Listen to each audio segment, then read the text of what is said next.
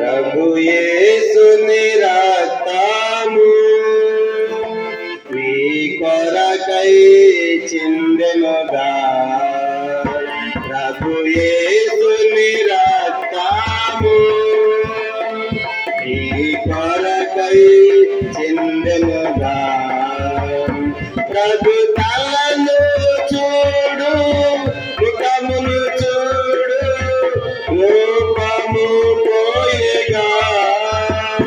ప్రభు తలను చూడు, ముఖమును చూడు, రూపము పోయేగా.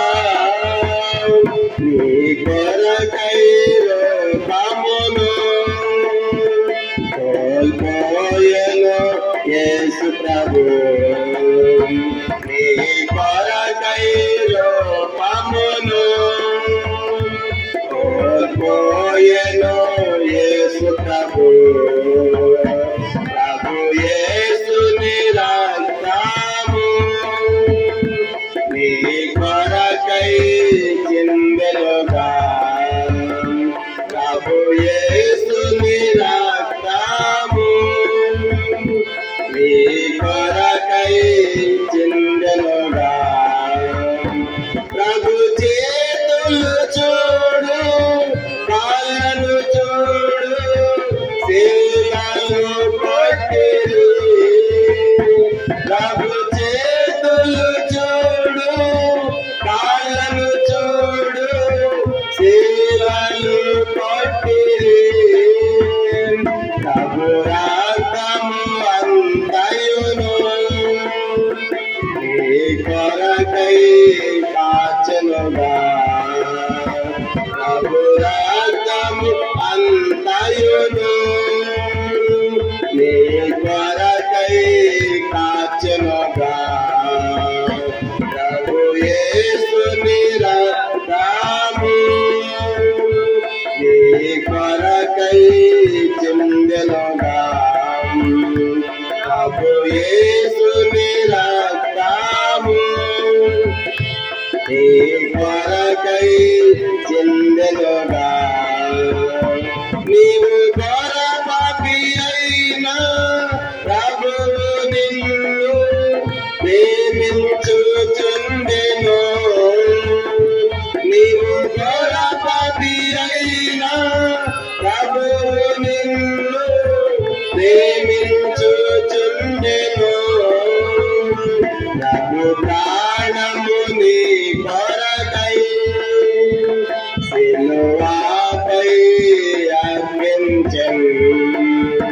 ప్రభు ప్రాణము నీ కొరకై సిలువపై అర్పించెను.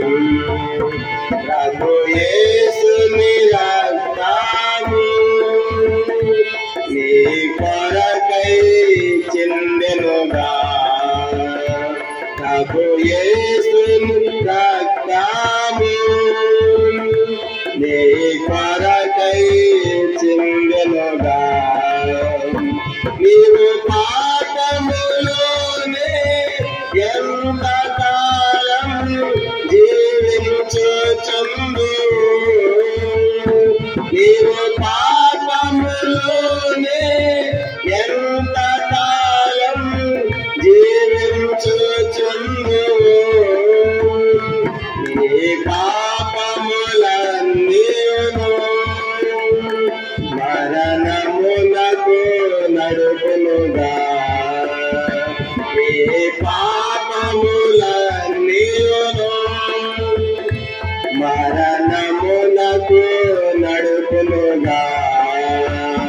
ప్రభు యేసుని రక్తము నీ కొరకై చిందెనుగా, ప్రభు యేసుని రక్తము నీ కొరకై చిందెనుగా.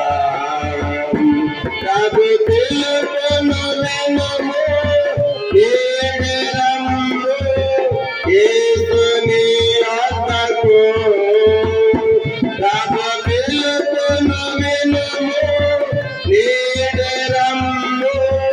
యేసుని యొద్దకు నీ పాపములో పూపు ప్రభువు నిన్ను క్షమించును నీ పాపములో పూపు ప్రభువు నిన్ను క్షమించును ప్రభు యేసుని రక్తము నీ కొరకై చిందెనుగా ప్రభు యేసుని రక్తము నీ కొరకై చిందెనుగా.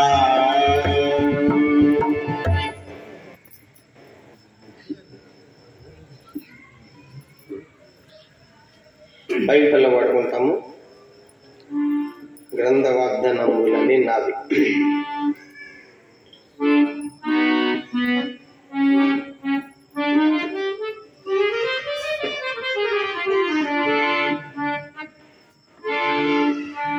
గ్రంథ వాగ్దానములన్నీ నావి ప్రతి అధ్యాయము వరుస వచనము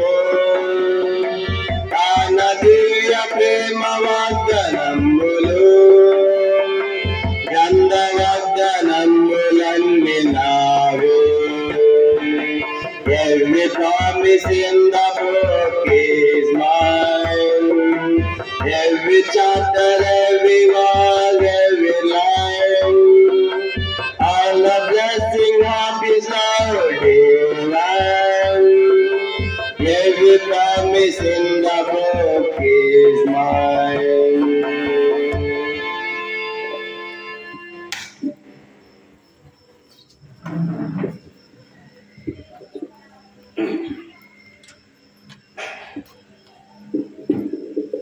సమయంలో మన మధ్యకి హైదరాబాద్ నుంచి వచ్చిన దైవజనులు దేవుని వాక్యాన్ని మనకు అందిస్తారు.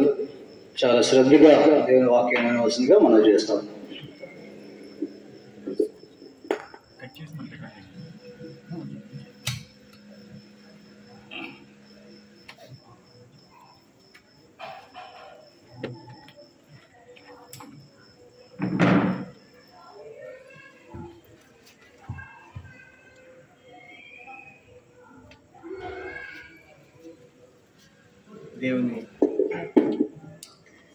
దేవుని వాక్యములో నుండి ఈ రాత్రి ఒక వాక్య భాగం మనం చదువుకుంటాం. అపోస్తలుడైన పౌలు కొరింథీయులకు రాసిన రెండవ పత్రిక. అపోస్తలుడైన పౌలు కొరింథీయులకు రాసిన రెండవ పత్రిక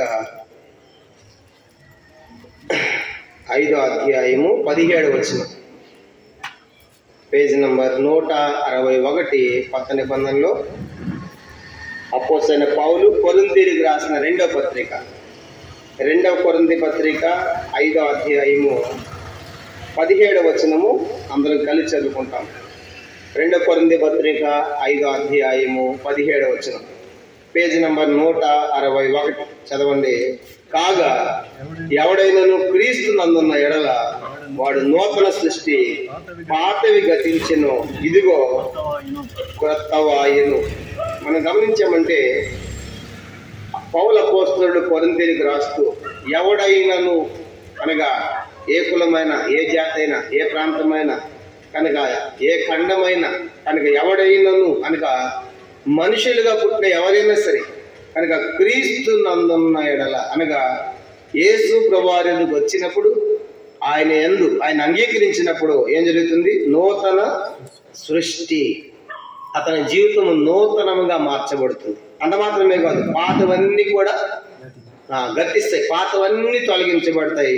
మూడవది, అన్ని సమస్తము క్రొత్తగా చేస్తాడు. కాబట్టి ఈ రాత్రి యేసు ప్రభువారు ఎలాంటి వాడు అంటే మన నూతన సృష్టిగా చేసేవాడు, మనలో ఉన్న పాతవన్నీ కూడా పనికిరానివన్నీ కూడా తొలగించేవాడు. అంత మాత్రమే కాదు, మన జీవితాన్ని క్రొత్తగా చేయగలడు. కనుక ఇదిగో క్రొత్త వాయును అంటాడు. మార్కు సువార్త 7వ అధ్యాయం, మార్కు సువార్త 7వ అధ్యాయము చివరి వచనం 37వ వచనం కూడా మనం చదువుకుంటాం. మార్కు సువార్త 7వ అధ్యాయము మార్కు సువార్త 7వ అధ్యాయము 37వ వచనం కూడా అందరం కలిసి మనం చదువుకుంటాం. మార్కు సువార్త 7వ అధ్యాయము 37వ వచనం. ఈయన సమస్తమును బాగుగా చేసి ఉన్నారు, చెవిటి వారు విన్నట్లుగాను మోగవారు మాట్లాడినట్లుగాను చేయుచున్నాడని చెప్పుకొని అపరిమితముగా ఆశ్చర్యపడిరి. గమనించామంటే యేసు ప్రభు వారు ఎలాంటి వాడంటే సమస్తమును బాగుగా చేసేవాడు. కనుక అది వినపడకపోతే వినేటట్లుగాను, మాటలు రాకపోతే మాట్లాడేటట్టుగాను, కనుక సమస్తము కూడా ఆయన నూతనముగా చేసే శక్తి కలిగిన వాడు. అందుకే ప్రకటన గ్రంథము 21వ అధ్యాయం, ప్రకటన 21వ అధ్యాయంలో కూడా చివరి పుస్తకం చూడండి, ప్రకటన 21వ అధ్యాయం, ప్రకటన గ్రంథము 21వ అధ్యాయంలో కూడా ఒక వాక్యం రాయబడింది. 21:5 వచనం. ప్రకటన 25, ప్రకటన గ్రంథము 21వ అధ్యాయము, ప్రకటన చివరి పుస్తకం 241 పేజీ, ప్రకటన 21:5 వచనం. అప్పుడు సింహాసనాసీనుడైన వాడు ఇదిగో సమస్తమును నూతనమైనవిగా చేయుచున్నానని చెప్పింది. సమస్తము కూడా మన దేవుడు నూతనమైనవిగా చేసేవాడు. అది రాత్రి నా తలంపు ఏంటంటే దేవుని ఎదుగు వచ్చినప్పుడు మనకున్న మన సమస్తాన్ని కూడా నూతన సృష్టిగా చేస్తాడు, పాతవన్నీ కూడా తొలగిస్తాడు, కనుక సమస్తము క్రొత్తగా చేస్తాడు. కాబట్టి ఈ రాత్రి నీకు ఎలాంటి స్థితిలో ఉన్నా నీ జీవితాన్ని దేవుడు నూతనమైనదిగా చేయాలని, నూతన సృష్టిగా చేయాలని, నీలో ఉన్న పాత వాటిని తొలగించాలని, అంత మాత్రమే కాదు నేను నూతన వ్యక్తిగా సమస్తము కూడా కొత్తగా చేయాలని కోరుతున్నాడు. ఆ రీతిగా ఒక వ్యక్తి జీవితంలో జరిగింది. కనుక ఈ రాత్రి అలా కొత్త వ్యక్తిగా చేయబడి పాతవన్నీ తొలగించబడి సమస్తము నూతనంగా పొందినటువంటి మార్చబడినటువంటి ఒక వ్యక్తిని గురించి రాత్రి మనం ధ్యానం చేస్తాం. చూడండి, మార్కు సువార్త 5వ అధ్యాయం. ఎవరా వ్యక్తి అంటే ఈ 3 సంగతులు గతంలో జరిగాయి. కనుక ఒకటి, నూతన సృష్టిగా చేయబడ్డాడు, పాతవన్నీ తొలగించబడ్డాయి, సమస్తము కూడా కొత్తగా తన జీవితం మార్చబడింది. మార్కు సువార్త 5వ అధ్యాయం, మార్కు సువార్త 5వ అధ్యాయము చూడండి, మొదటి 7 వచనాలు నేను చదువుతున్నాను. మార్కు సువార్త 5వ అధ్యాయం.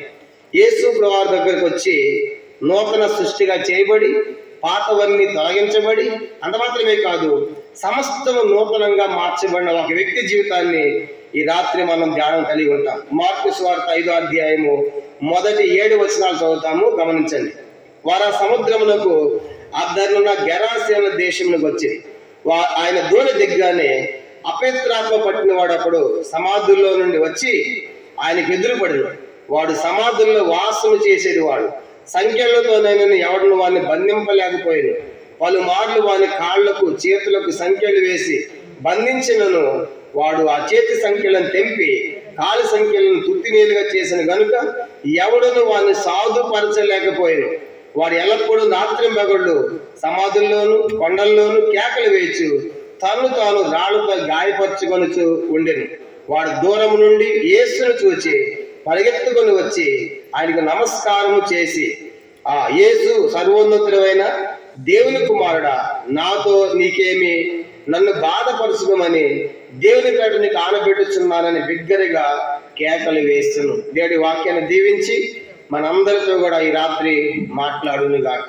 కానీ ప్రియులారా, ఈ రాత్రి మరి ఒక వ్యక్తిని గురించి మనం చూడబోతున్నాము. ఆ వ్యక్తి ఎవరంటే గెరాసేనుల దేశానికి చెందినటువంటి ఒక వ్యక్తి. కనుక ఈ గెరాసేనుల దేశం అనేది యోర్దానుకి తూర్పు గట్టున ఉన్నటువంటి ఒక జాతి, కనుక నివసించేటువంటి ఒక జాతి వాళ్ళు యోర్దానుకు తూర్పు దిగ్గా నివసిస్తారు. కనుక ఒక జాతి వాళ్ళకు ఉన్నటువంటి వారిని ఏమని పిలిచేవాళ్ళంటే గెరాసేనీయులు. కనుక యోర్దానుకు తూర్పు గట్టు నివసించేటువంటి ఒక జాతి అని జ్ఞాపకం పెట్టుకోవాలి. మీరు గమనించినప్పుడు ఈ రాత్రి యేసు ప్రభువు వారు ఎంత ప్రేమ కలిగిన వాడంటే ఆ యొక్క ప్రాంతంలో చెందినటువంటి ఒక వ్యక్తి జీవితం మనం చదివాం. ఎలాగున్నాడంటే ఆ వ్యక్తి చూడండి, మొదటి వచనం, వారు సముద్రం అద్దన గెరాసేన దేశమునకు వచ్చిరి. కాబట్టి వచ్చినప్పుడు ఏం జరిగింది, ఆయన దూడ దిగ్గానే అపవిత్రాత్మ పట్టిన వాడు అక్కడ సమాధుల్లో నుండి ఆయనకు ఎదురు పడిన. కాబట్టి గమనించినప్పుడు అక్కడ ఒక వ్యక్తి దయ్యం పట్టి అపవిత్రాత్మ పట్టి నెమ్మది లేకుండా రాళ్లతో గాయపరుచుకుంటూ వాడు ఇళ్లలో ఉంటలేదు కనుక సమాధుల్లో నివసిస్తూ ఉన్నాడు, కేకలు వేస్తూ ఉన్నాడు, రాత్రి మగలు కూడా కనుక నెమ్మది లేకుండా తన జీవితం కొనసాగుతుంది. అలాగా ఎంతకాలమైనా మాకు తెలియదు, కానీ ఎవడైనా సరే సంఖ్యల్లో బంధిస్తే సంఖ్యలను కూడా వాడు తెంపివేస్తున్నాడు, తుత్తినేలుగా చేస్తున్నాడు. అంత మాత్రమే కాదు, కనుక బట్టలు లేకుండా పరిగెడుతున్నాడు. కనుక అంత మాత్రమే కాదు, వాడు అడవిలోకి పరిగెడుతున్నాడని రాయబడింది లోకాసు 8వ అధ్యాయంలో. అంత మాత్రమే కాకుండా మరి ఎప్పుడు కూడా గాయపరుచుకుంటున్నాడు. ఇలాంటి పరిస్థితుల్లో ఒక వ్యక్తికి ఎవరు ఏమి చేయలేకపోతున్నారు. బహుశా ఎంతమంది అతను చూస్తున్నారు, కానీ అతనికి ఎవరు ఏ సహాయం కూడా చేయలేకపోతున్నారు. పోనీ పట్టుకొచ్చి బట్టలు కడతామంటే బట్టలు చింపేసుకుంటున్నాడు, తీసుకొచ్చి ఇంటికి పెడతాను గాయపరుచుకుంటున్నాడు. మరి వాడు మనుషుల నివాసంలో సమాధిలో పరిగెడుతున్నాడు, అడవిలో పరిగెడుతున్నాడు. ఇలాంటి వ్యక్తిని ఎవరు సాధ్యపరుస్తారు? కాబట్టి అలాగా ఎంతో కాలం మగ్గిపోతూ ఉన్నాడు. మేము కూడా హైదరాబాద్లో సేవ చేస్తాము. కొన్ని సందర్భాలు చూసినప్పుడు కొంతమంది ప్రార్థన చేశాం. వాళ్ళకి అపవిత్రాత్మ పట్టింది, దయ్యం పట్టింది అన్న, మాకు నిద్ర లేదన్నా, కనుక నెమ్మది లేదన్న ఈ పరిస్థితి అన్నప్పుడు కనుక ఆ దయ్యం పట్టి పరిగెడతా ఉంటే ఆ కుటుంబంలో ఏమి నెమ్మది ఉంటుంది పరిగెడతా ఉంటే. అలాగే ఎన్నో సంగతులు మేము చూస్తూ ఉన్నాం. కానీ ప్రార్థన చేసినప్పుడు దేవుడు ఆ యేసు అనేటువంటి నామం వినగానే పారిపోయేకుంటా ఉన్నాయి. కానీ రాత్రి అలాంటి స్థితిలోని బహుశా ఎంతకాలమే తెలియదు, కానీ ఎవడు అతన్ని సాధుపరచలేకపోయాడు. అనగా ఎవరు అతని స్వాధీనంలో తెచ్చుకోలేకపోతున్నారు, అతన్ని అట్లని చేయలేకపోతున్నారు. ఇలాంటి పరిస్థితుల్లో ఉన్న ఒక వ్యక్తి విషయమై ఆ దేవాతి దేవుడే కనికరపడినట్టుగా మనం చూస్తాం. కనుక దేవుడే అతని ఎద్దకు వస్తున్నట్లుగా రాయబడింది. కనుక అతనికి సహాయం చేయమని ఎవరు అడిగినట్టుగా లేడు, అతడు కూడా సహాయం చేయమని అడగలేదు. కానీ తన పరిస్థితిని ఎరిగినటువంటి దేవుడు ఇలాంటి పరిస్థితులు మానవాళ్ళు రక్షించడానికి ఆయనే దగ్గరకు వస్తున్నాడు. అలాగే లోకాసు వార్తలో మనం చూసినప్పుడు వాడు జక్కయ్య దగ్గర కూడా యేసుప్రభువు వచ్చినట్టుగా ఇక్కడ కూడా ఒక వ్యక్తిని కరుణించడానికి దేవుడే దిగి వస్తున్నాడు. కనుక దేవుడే ఆ వ్యక్తికి సమీపంగా వస్తున్నాడు. కారణం ఏంటంటే మన పాపాన్ని బట్టి మనం దేవుని కలుసుకోలేకపోతున్నాం. కాబట్టి ఆ దేవాతి దేవుడే 2024 సంవత్సరాల క్రితం ఆయన లోకంలో మానవ అవతారిగా లోకంలో జన్మించాడు. కారణం ఏంటంటే మానవులమైన మన మధ్య నివసించాడు. కాబట్టి ఎందుకంటే మానవుడు దేవుని సమీపించలేకపోతున్నాడు, మానవుడు దేవుని కలుసుకోవడానికి ఎన్నో ప్రయత్నాలు చేస్తున్నాడు. కనుక కొన్ని కార్యాలు చేస్తున్నాడు, ధర్మకార్యాలు చేస్తున్నాడు, ఇలాగా ఎన్నో మంచి కార్యాలు చేస్తున్నాడు. ఈ మంచి సంపాదించి మంచి కార్యాలు చేయడం ద్వారా నేను దేవుని చేరుకోవచ్చు అనుకుంటాడు మనుషుడు. కానీ బైబిల్ సెలవిస్తా ఉంది, మానవుని నీతి క్రియలన్నీ మురికి గుడ్డల వల్ల ఉన్నాయి. కాబట్టి మనం చేసేటువంటి క్రియలు మంచివే, చేసే కార్యాలు మంచివే, కానీ ఈ మంచి క్రియల ద్వారా మనం దేవుని రాజ్యాన్ని దేవుణ్ణి సమీపించలేం. ఆ కారణం చేత ఎందుకు మీకును మీ దేవునికి మీ పాపములు అడ్డుగా వచ్చేది. కాబట్టి ఇప్పుడు మనిషి పాపములో ఉండి సహాయం చేస్తాడు మంచిదే, కానీ తనలో ఉన్న పాపాన్ని తొలగించుకోలేకపోతున్నాడు. చూడండి, ఉదాహరణగా నా చేతిలో ఒక మంచి ఆకులు ఉంది, లేకుంటే ఒక మంచి స్వీట్ ఉంది, కానీ చెయ్యంతా రక్తముతో ఉంది, మురికితో ఉంది, చీముతో ఉంది. కానీ ఇప్పుడు ఆ పండిచ్చి తీసుకోండి అన్నట్టు తింటారు ఎవరైనా? అన్న పండు మాకు ఇష్టమే, స్వీట్ ఇష్టమే, కానీ మీ చెయ్యి ఎలాగ ఉంది? రక్తముతో ఉందన్న, మురికితో ఉందన్న, కానీ మేము తీసుకోం. ఇచ్చే పండు మంచిదే, కానీ మానవుడు కూడా చేసే పుణ్య కార్యాలు మంచివే, కానీ అతనే చెడిపోయాడు. కనుక అందుకే బైబిల్లో రాయబడింది, 1 రాజులు 8:46లో పాపము చేయని వాడు ఒక్కడు కూడా లేడు అని రాయబడింది. ప్రసంగి 7:20లో రాయబడింది, పాపము చేయక మేలు చేయుచున్న నీతిమంతుడు భూమి మీద ఒక్కడును లేడు అని రాయబడింది.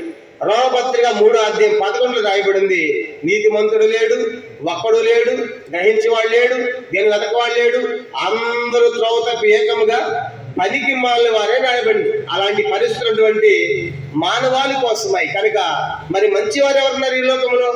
మంచివాడు ఎవరు లేడు.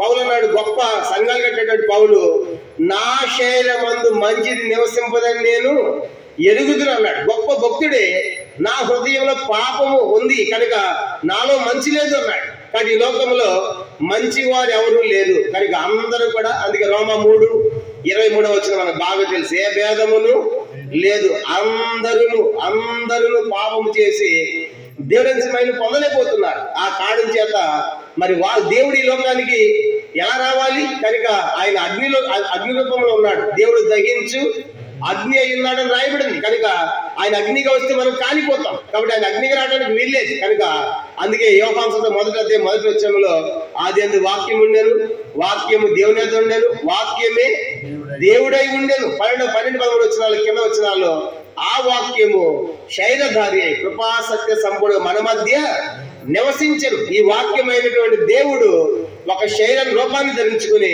ఆయన ఈ లోకాన్ని దిగి వచ్చాడు. 2024 సంవత్సరాల క్రితం ప్రపంచానికి మధ్య భాగంలో జన్మించాడు. అందరికీ నేను దేవుడిని తెలియజేయడానికి. అంత మాత్రమే కాదు, మనము దేవుని కలుసుకోలేకపోతున్నాం కాబట్టి ఆ దేవుడే మన మధ్యకు దిగి వచ్చాడు. ఆ రీతిగా ఇక్కడ కూడా ఈ గెరాసేన దేశాన్ని కూడా యేసు ప్రభువారు వెళుతున్నాడు. కనుక ఆ వ్యక్తిని కనికరించాలి, ఆ వ్యక్తి మీద కరుణ చూపించాలి, ఆ వ్యక్తి తన పరిస్థితిని విడిపించాలని దేవుడే వెళ్తున్నట్టుగా మనకు అర్థమవుతుంది. కాబట్టి అందుకే మనం ఆయన ప్రేమించలేదు, ఆయనే మొదట మనలను ప్రేమించాడు. కాబట్టి మనం ప్రేమించిన ఆయనే ప్రేమిస్తున్నాడు. నువ్వు ఆయన ప్రేమించకపోయినా నేను ప్రేమిస్తూనే ఉన్నాడు. నువ్వు నాకు కావాలి, నువ్వు నాకు కావాలని ఆయన మనం వెంటబడుతూ ఆయన ప్రేమిస్తూనే ఉన్నాడు. అందుకు యోహాను 3:16 దేవుడు లోకముని ఎంతో ప్రేమించాడు. ఎంతగా ప్రేమించాడంటే ఆయన ప్రాణం పెట్టినట్టుగా. కనుక అందుకే తన అద్వితీయ కుమారుని కనుక ఈ లోకానికి పంపించాడు మన నిత్య జీవం కొరకై. కాబట్టి అంతగా ప్రేమించాడు. కానీ యేసు వారు ఆ గెరాసేన దేశానికి వెళ్తున్నప్పుడు జరిగే సంగతి ఏంటంటే ఆ దయ్యం పట్టిన వాడు, నెమ్మది లేనటువంటి వాడు కనుక ఎప్పుడు యేసు వారు చూశాడో ఏం జరుగుతుంది చూడండి. 2వ వచనం, మార్కు సువార్త 5వ అధ్యాయం 2వ వచనం. ఆయన దోణి దిగగానే అపవిత్రాత్మ పట్టిన వాడు అప్పుడు సమాధుల్లో ఉండి వచ్చి ఆయనకు ఎదురు పడెను. అపవిత్రాత్మ పట్టినవాడు, దయ్యము పట్టినవాడు. కనుక అపవిత్రాత్మ దయ్యం. కనుక ఇదేం తెలియజేస్తా ఉందంటే అపవిత్రాత్మ అంటే అపవిత్రుడు అని అర్థం. కాబట్టి అపవిత్రాత్మ పట్టినవాడు అంటే అపవిత్రుడు. కనుక ఎక్కడ అపవిత్రం ఉంటుందో అక్కడ అపవిత్రాత్మ ఉంటాడు. అపవిత్రమైంది. కనుక ఏంటి మన అపవిత్రమైంది? మన హృదయం అంతా అపవిత్రమైంది. మార్కు 7 మనం చూసినప్పుడు మరి 13 చెడ లక్షణాలతో మన హృదయము నింపబడింది. కనుక హృదయం అంతా అపవిత్రమైపోయింది. కనుక ఆ కారణం చేత అపవిత్రమైన హృదయములో అపవాది అపవిత్రాత్ముడు నివసిస్తాడు. అనగా ఇది పాపాన్ని తెలియజేస్తా ఉంది. కాబట్టి ఈ వ్యక్తి అపవిత్రాత్మ చేత బాధించబడుతూ అపవిత్రుడిగా పాపిగా ఉన్నట్టుగా మనకు అర్థమవుతుంది. కాబట్టి ఈ రాత్రి ప్రియులారా కనుక అలాంటి పాపులైనటువంటి వారు రక్షించడానికే యేసు వారి లోకానికి వచ్చాడు. అందుకే 1 తిమోతి పత్రిక 1వ అధ్యాయం 15 చెప్పబడింది, పాపను రక్షించ క్రీస్తు యేసు ఈ లోకమునికి వచ్చిన వాక్యము నమ్మతగినది, పూర్ణ అంగీకారమునకు యోగ్యమైన అట్టి వారిని నేను ప్రధానుడు పౌలు చెప్పాడు. కాబట్టి మొదటి సంగతి ఏంటంటే ఈ యొక్క వ్యక్తి జీవితంలో మొదటి సంగతి ఇతను అపవిత్రాత్మ పట్టిన వాడు, అపవిత్రుడు, పాపములో జీవిస్తున్న వ్యక్తిగా మనకు జ్ఞాపకం చేయబడుతుంది. కనుక ఇలాంటి స్థితిలో ఉన్నటువంటి ఆ వ్యక్తి కొరకు యేసు ప్రభువారి సమీపంగా దగ్గరగా వస్తున్నట్టుగా మనకు అర్థమవుతుంది. అంత మాత్రమే కాదు, చూడండి ఇంకా రాయబడింది 2వ వచనంలోనే, సమాధుల నుండి వచ్చి ఆయనకు ఎదురుపడదు, వాడు సమాధులలో వాసము చేసేది వాడు. రెండో సంగతి మనం చూసినప్పుడు అతని యొక్క నివాసం ఎక్కడంటే సమాధులలో. కనుక సమాధుల్లో, కనుక అతని నివాసం మనుషుల మధ్యలో లేదు, కనుక సమాధుల్లో ఉంది. లోకాసు 8వ అధ్యాయంలో రాయబడింది అడవిలో ఉందంట. కనుక మనుషుల మధ్య లేడు వాడు. కారణం ఏంటంటే ఈ సమాధి ఏం తెలియజేస్తా ఉందంటే సమాధి మృతమైన స్థితిని, నిర్జీవమైన స్థితిని కనుక తెలియజేస్తా ఉంది. అందుకే ఎఫెసీ పత్రిక 2వ అధ్యాయం 1 నుంచి ఇలాగ రాయబడింది, మీరు మీ పాపముల చేతను అపరాధముల చేతను చచ్చిన వారై ఉండగా అని మనం చూస్తాం. కాబట్టి నా చెప్పే అపవిత్రాత్మ ద్వారా పాపం ద్వారా మనుషుడు చనిపోయాడు. కాబట్టి ఇప్పుడు పాపాన్ని బట్టి ఏమొచ్చిందంటే మరణం వచ్చింది. కనుక పాపం వల్ల జీవితము మరణం అని రాయబడింది. కనుక పాపాన్ని బట్టి మరణం వచ్చింది. కనుక ఆ మరణించేటువంటి వాడిని సమాధిలో పెడుతున్నాము. అదే ఇది నిర్జీవమైన స్థితి. నిర్జీవమైన స్థితి అది ప్రతి మనుష్యుడు కూడా ఆత్మలో చనిపోయినాడు. పైకి మనం బాగానే ఉన్నాం కానీ ఆత్మలో దేవునితో సంబంధం తెగిపోయింది. ఆదికాండం మరి మొదటి 3వ అధ్యాయం మనం చూసినప్పుడు దేవుడు ఆదాము చెప్పినటువంటి ఆజ్ఞ ఎప్పుడైతే అతిక్రమించాడో ఆజ్ఞాతిక్రమమే పాపం అని చెప్పండి. ఎప్పుడైతే పాపం చేశాడో ఆదాముకు దేవునికి ఉన్నటువంటి సంబంధం తెగిపోయింది. అంటే మనిషి బతుకున్నాడు కానీ ఆత్మలో ఆదాము ఏమైపోయాడు? చనిపోయాడు. చెప్పాడు కదా, ఈ పండు తినే దినం నువ్వు నిశ్చయముగా చచ్చదు అన్నాడు. కనుక ఆ పండు తిన్నంతసేపు ఆత్మలో దేవుడిని కలుసుకుంటున్నాడు. ఎందుకంటే దేవుడు ఆత్మ కనుక ఆయన ఆరాధించే వాళ్ళు ఆత్మతోనూ సత్యంతో ఆరాధించే వాళ్ళు రాయబడింది. కాబట్టి ఆత్మ అయిన దేవుడు ఆత్మలో కలుసుకుంటే ఆదాము ఎప్పుడైతే పాపము చేశాడో ఆత్మలో చనిపోయినాడు, పైకి బతికే ఉన్నాడు. అందుకే ఆదాము నేను ఎక్కడంటే అర్థం ఏంటి? ఆదాము ఆత్మలో చనిపోయాడు, పాపములో చనిపోయాడు. కాబట్టి ఇప్పుడు అందుకే దేవుని సమీపించలేకపోతున్నాడు. కాబట్టి రెండో సంగతి జ్ఞాపకం చేయబడిందంటే, రెండవ సంగతి సమాధుల్లో వాసం చేయటం. అంటే ఈనాడు మనుషులందరూ పైకి బాగానే ఉన్నాం, కానీ నిజంగా మన ఆత్మీయమైన స్థితి మనం చూసినప్పుడు ప్రతి మనుషుడు ఆత్మలో చనిపోయిన వాడిగా ఉన్నాడు, ఆత్మలో చనిపోయిన వాడు. కనుక ఆత్మలో బ్రతికించబడాలి. కనుక అందుకే యేసులో వారు శిష్యులు పిలిచినప్పుడు చేపలు పడతా ఉంటే, మీరు బ్రతుకున్న చేపలు చంపడం కాదు, పట్టడం కాదు, మనుషులు ఉన్నారు, మిమ్మల్ని మీరు మనుషులు పట్టు జాలర్లుగా చేస్తారు. అర్థం ఏంటి? మనుషులందరూ ఆత్మలు ఏమైపోయారు? చనిపోయారు. ఆత్మలో చనిపోయిన మనుషులు మీరు పట్టాలి, ఆత్మలో చనిపోయిన మనుషులు బ్రతికింపు చేయాలి. కనుక అలాగా క్రీస్తు చేయగలడు. కాబట్టి రెండో సంగతి ఏంటంటే, ఇతడు నిర్జీవమైన స్థితిలో ఉన్నాడు, జీవమైన స్థితిలో ఉన్నాడు. కారణం ఏంటంటే ఇతడు పాపాన్ని బట్టి చనిపోయిన వాడుగా ఉండి మృతమైన స్థితిలో ఉన్నాడు. కాబట్టి అందుకే యేసు వారు ఆ యేసు యొక్క రక్తము మన నిర్జీవ క్రియలన్నీ కూడా కడిగి వేస్తున్నాడు. హెబ్రీ పత్రిక 9:14 రాయబడింది. హెబ్రీ 9:14 చూడండి. హెబ్రీ పత్రిక 9వ అధ్యాయం ఒక మాట చదువుదాము.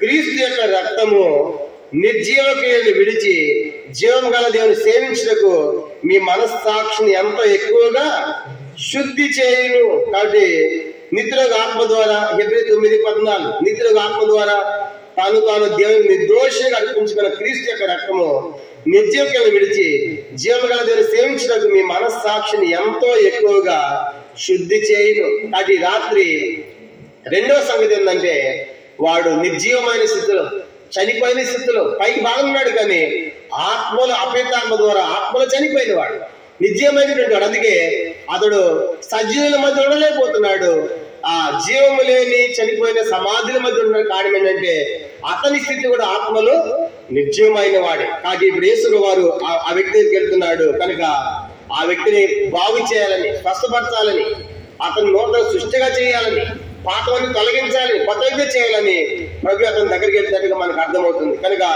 ఇది రెండవ సంగతి. మూడో విషయం చూసినప్పుడు మార్కు సువార్త 5వ అధ్యాయం, మార్కు సువార్త 5వ అధ్యాయము 3వ వచనం. వాడు సమాధుల్లో వాసము చేసేది వాడు సంఖ్యలతోనైనను ఎవడును వానిని బంధింపలేకపోయాను. పలుమార్లు వాడి కాళ్లకు చేతులకు సంఖ్యలు వేసినను బంధించినను వాడు ఆ సంఖ్యలను తెంపి కాళ్ళ సంఖ్యలను తుత్తి నిలువ చేసిన కనుక ఎవరిని వాడిని సాధుపరచలేకపోయాను. మూడో సంఖ్య మనం చూసామంటే అతన్ని బంధించాలని సంఖ్యలు వేశారు. కనుక ఆ సంఖ్యలు వేసినప్పుడు కూడా అంటే మనకేం జ్ఞాపకం చేయబడింది? ఇక్కడ బంధించబడిన స్థితి. కనుక బంధించారు, సంఖ్యలు వేశారు. కానీ యేసు ఈ లోకానికి ఎందుకు వచ్చాయంటే బంధించబడిన వారిని విడిపించాలి. కీర్తన 146 కీర్తన. దేవుడి లోకానికి వచ్చిన కారణం ఏంటంటే బంధించబడినటువంటి వారిని విడిపిస్తాడు. చీకట్లో ఉన్నటువంటి వారిని ఆయన వెలుగులోకి తీసుకుని వచ్చేవాడికి మనం చూస్తాం. కీర్తన 146 చూడండి. 146 కీర్తన మనం గమనించామంటే ఏంటిది? కీర్తన 146 7వ వచనం. కీర్తన 146 చూడండి 7వ వచనము. బాధపరచబడిన వారికి ఆయన న్యాయము తీర్చును, ఆకలి కొనిన వారికి ఆయన ఆహారము దయచేయును, యెహోవా బంధింపబడిన వారిని విడుదల చేయును. మనం గమనించామంటే ఆ దేవాది దేవుడి లోకములో మూడవదిగా బంధించబడినటువంటి మనలను ఆయన విడిపించాలని కోరుతున్నాడు. కాబట్టి ఇప్పుడు ఆ బంధకాల్లో బంధించబడినటువంటి ఆ వ్యక్తిని దేవుడు విడిపించడానికి ఆ వ్యక్తి దగ్గరికి వెళ్ళినట్టుగా మనకు జ్ఞాపకం చేయబడుతుంది. ఇది మూడవ ప్రాముఖ్యమైన సంగతిగా మనకు అర్థమవుతుంది. 4వ సంగతి మనం చూసినప్పుడు మార్కు సువార్త 5వ అధ్యాయం. మార్కు సువార్త 5వ అధ్యాయము మనం గమనించామంటే 4వ వచనం 5:4 ఎవడను వాడిని సాధుపరచలేకపోయాను. ఆ అపేతమైన స్థితిలో బంధకాలు ఉన్నటువంటి ఆ వ్యక్తిని ఎవరు కూడా అతను సాధుపరచలేకపోయారు, ఎవరు కూడా ఆ వ్యక్తిని బాగుపరచలేకపోయినట్లుగా మనకు జ్ఞాపకం చేయబడుతుంది. కనుక అతను ఎవరు అదుపు చేయలేకపోయారు, ఎవరు హద్దులే పెట్టలేకపోతున్నారు. అలాంటి వ్యక్తిని యేసు వారు ప్రేమిస్తున్నాడు. అతని దగ్గరికి వెళ్తున్నాడు. అంత మాత్రమే కాదు, అతని గురించి రాయబడిన మాట మార్కు సువార్త 5వ అధ్యాయం 5వ వచనం. వాడు ఎల్లప్పుడూ రాత్రి మగళ్ళు సమాధుల్లోను కొండల్లోను కేకలు వేయచ్చు, తాను రాళ్లతో గాయపరుచుకొనిచ్చి ఉండెను. మనం గమనించాలంటే తన యొక్క 5వ స్థితి కేకలు వేయుచున్నాడు అనగా నెమ్మది. కనుక నెమ్మది లేని స్థితిగా మనకు జ్ఞాపకం చేయబడుతుంది. కాబట్టి ఆ వ్యక్తి జీవితంలో కేకలు వేస్తున్నాడు. ఆ దయ్యం బట్టి, అభితనం బట్టి, నెమ్మది లేని తన స్థితిని బట్టి అతను కేకలు వేసేవాడిగా మనకి జ్ఞాపకం చేయబడుతుంది. కాబట్టి కేకలు వేయటం అంటే ఎక్కడ కేకలు వేస్తున్నారంటే లోకాసువార్త 16 మనం చూసినప్పుడు ఆ కేకలు వేసే స్థితి మనం చూసినప్పుడు పాతాళంలో కేకలు వేస్తున్నాడు కానీ మనుషుడు నెమ్మది లేక. కాబట్టి కేకలు వేయటంటే నెమ్మది లేని స్థితిని మనకు జ్ఞాపకం చేయబడుతుంది. అది మాత్రమే కాదు, ఇంకా ఆ వ్యక్తి యొక్క స్థితి ఎలాగుంది చూడండి. 5వ వచనంలో అతడు తను రాళ్లతో గాయపరుచుకొనిచుండెను అని మనం చూస్తాం. కాబట్టి గాయపరుచుకోవడం అంటే తన దేహం అంతా కూడా గాయములతో ఉన్నది కనుక, దెబ్బలతో ఉన్నది కనుక బైబిల్ రాయబడింది ఆయన పొందిన దెబ్బల చేత మనకు స్వస్థత కలుగుచున్నది. కాబట్టి అనగా ఇప్పుడు యేసుప్రభువు ఆ వ్యక్తి దగ్గరికి వెళ్ళడం ద్వారా తన గాయములన్నీ కూడా కట్టాడు, ముట్టాడు, బాగు చేశాడు. సంపూర్ణమైన స్వస్థత కూడా ఆ వ్యక్తికి ప్రభు దయచేస్తూ వచ్చాడు. కాబట్టి ఆ రోజుగా అతడు స్వస్థత పొందిన వ్యక్తిగా మనకు జ్ఞాపకం చేయబడుతుంది. అంత మాత్రమే కాదు, ఆఖరిది అతడు దిగంబరిని మనం చూస్తాం. కనుక బట్టలు లేని స్థితి, కనుక బట్టలు లేని స్థితిలో దిగంబరిగా ఆ వ్యక్తి మనం ఉన్నాడు. కాబట్టి అనగా ఆ పాపాన్ని బట్టి మనుషుడు దిగంబరి అయిపోయాడు. కానీ ఇప్పుడు దిగంబరి అంటే ఆ వ్యక్తి యొక్క జీవితం మనం చూసినప్పుడు వస్త్రాలు కట్టుకొని, మంచి వస్త్రాలు కట్టుకుని యేసు వారి యొక్క పాదలంతా కూర్చున్నట్లుగా మనం గమనిస్తాం. కాబట్టి ఈ వ్యక్తి యొక్క జీవితం మారిపోయింది. చూడండి ఏమైపోయింది. ఇప్పుడు అపవిత్రత పట్టినవాడు, పాపం ఉన్నటువంటి వాడు అపవిత్రత నుంచి విడిపించబడ్డాడు, పాపం నుంచి విడిపించబడ్డాడు. సమాధిలో ఉన్నటువంటి వాడు, నిజమైనటువంటి వాడు సమాధి నుంచి ఇప్పుడు ఆయన ఎక్కడ వస్తున్నాడు? ఆయన మనుషుల మధ్యలోకి వచ్చి నివసిస్తున్నాడు.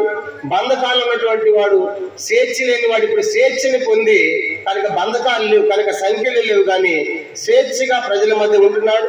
అంత మాత్రమే కాదు, ఎవరు సాధుపరచలేస్తున్నటువంటి ఆ వ్యక్తిని దేవుడు సాధుపరచడం ద్వారా మరి తను ఒక క్రమమైన రీతిలో జీవిస్తూ ఉన్నాడు.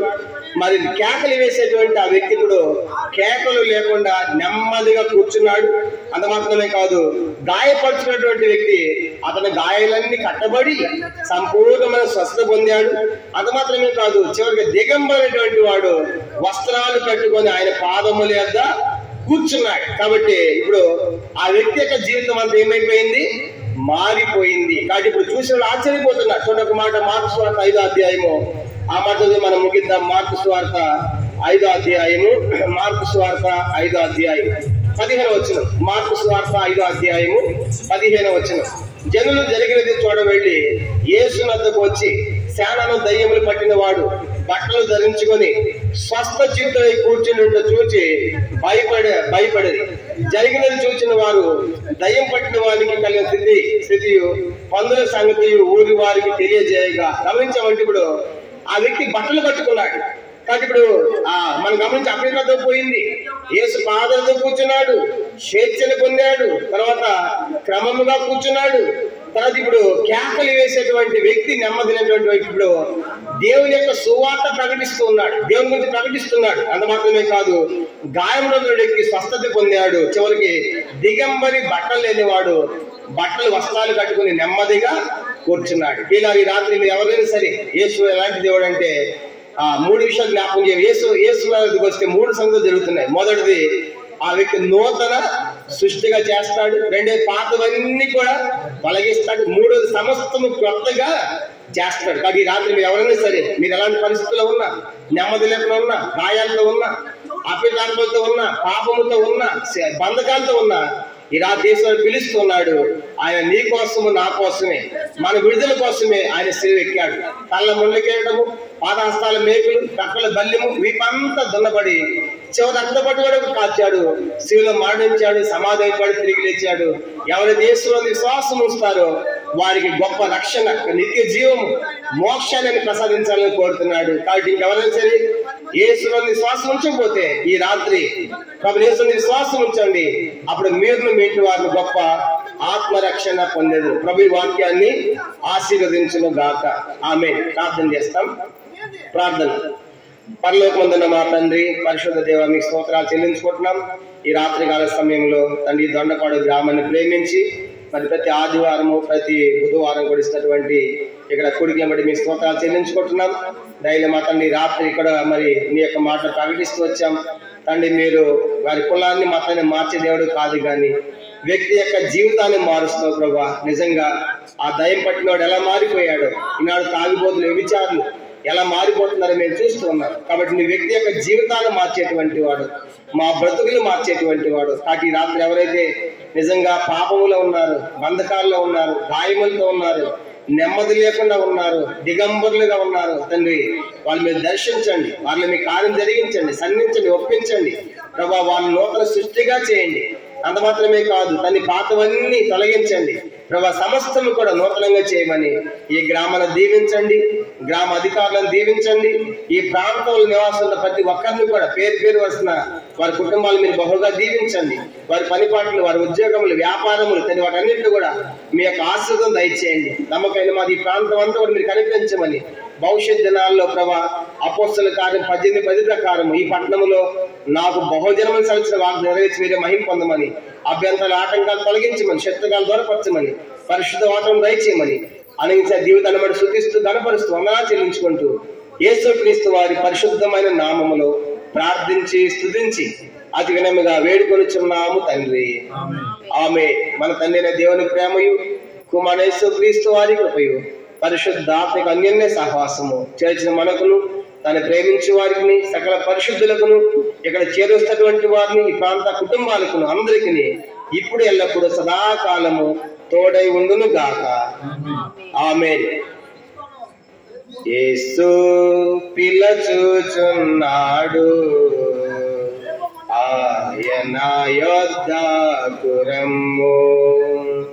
యేసు పిలచుచున్నాడు,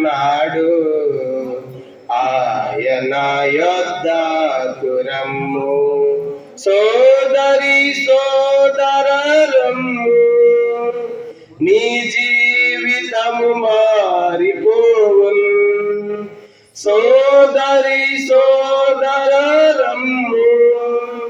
నీ జీవితము మారిపోవును. యేసు పిలచుచున్నాడు, ఆయన యొద్దకు రమ్ము. యేసు పిలచుచున్నాడు, ఆయన యొద్దకు రమ్ము. అందరికి ప్రైజ్.